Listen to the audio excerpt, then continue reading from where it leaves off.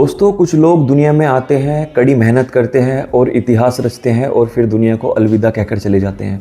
जी, मैं बात कर रहा हूँ वीरेंद्र घुमन जी के बारे में, जो कि अब इस दुनिया में हमारे बीच नहीं रहे। भाई वीरेंद्र घुमन एक ऐसे बॉडी बिल्डर थे जिन्होंने वेजिटेरियन होकर बॉडी बनाई।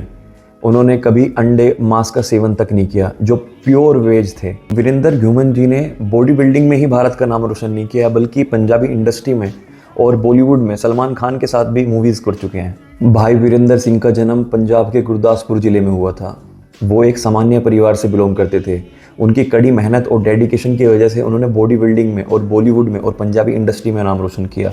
उन्होंने 2009 में मिस्टर इंडिया का खिताब जीता और फिर मिस्टर एशिया में रनर अप रहे। दोस्तों, सोचने की बात तो ये है कि वीरेंद्र घुमन जी ने आज तक अंडा तक नहीं खाया था। प्योर वेजिटेरियन बॉडी थी और प्योर वेजिटेरियन होने के बावजूद उन्होंने बॉडी बिल्डिंग में इतना बड़ा मुकाम हासिल किया, इंडस्ट्री के अंदर इतना बड़ा मुकाम हासिल किया।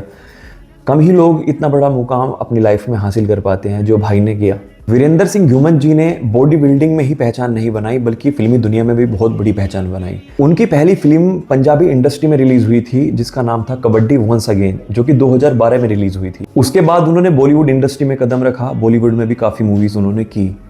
सलमान खान के साथ भी उन्होंने एक मूवी की थी, टाइगर 3।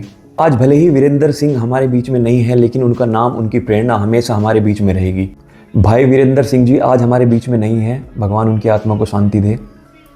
लेकिन बॉडी बिल्डिंग की दुनिया को इतना ज़्यादा दुख और इतना ठेस पहुंचा है उनकी मौत से कि हर जगह उनकी ही चर्चा है। उनकी मौत का कारण हार्ट अटैक को बताया गया है। हार्ट अटैक आने की वजह से उनकी मौत हुई है। वो कहीं किसी हॉस्पिटल में शोल्डर की सर्जरी कराने के लिए गए थे, वहीं से फ़ोन आया कि उनको हार्ट अटैक हुआ है और वो अब हमारे बीच नहीं रहे। वहीं कुछ लोगों का ये भी कहना है सोशल मीडिया प्लेटफॉर्म पर कि उनकी मौत स्टेरॉयड की वजह से हुई है। दोस्तों, सोचिए ज़रा, ये दुनिया कैसी है।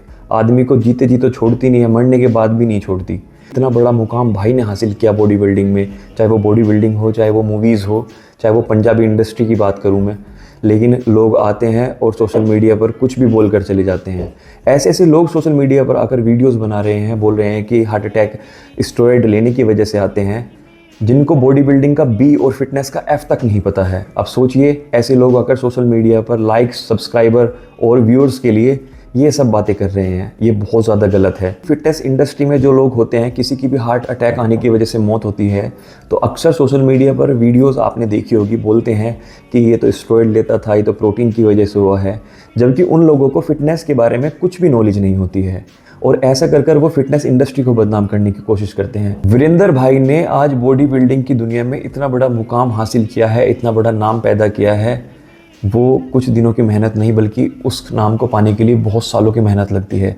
तो मेरी सभी से ये अपील है कि आप कम से कम किसी के दुख में नहीं खड़े हो सकते तो कम से कम उसके मरने के बाद ये सब चर्चा मत चलाइए कि ये स्टेरॉयड की वजह से हुआ है। तो आए दिन हार्ट अटैक के बहुत ज़्यादा केसेस आपके सामने आते होंगे, आप भी कितने सालों से नोटिस कर रहे होंगे। कोविड के बाद ये ज़्यादा फैल गया है। लेकिन दोस्तों, इसका मतलब ये नहीं है कि जिस इंसान को हार्ट अटैक आया और उसकी मौत हो गई है, बाद में वो जिस इंडस्ट्री से जुड़ा हुआ था, चाहे वो बॉडी बिल्डिंग की इंडस्ट्री हो या फिर कोई भी इंडस्ट्री हो, उस इंडस्ट्री का नाम ना खराब हो।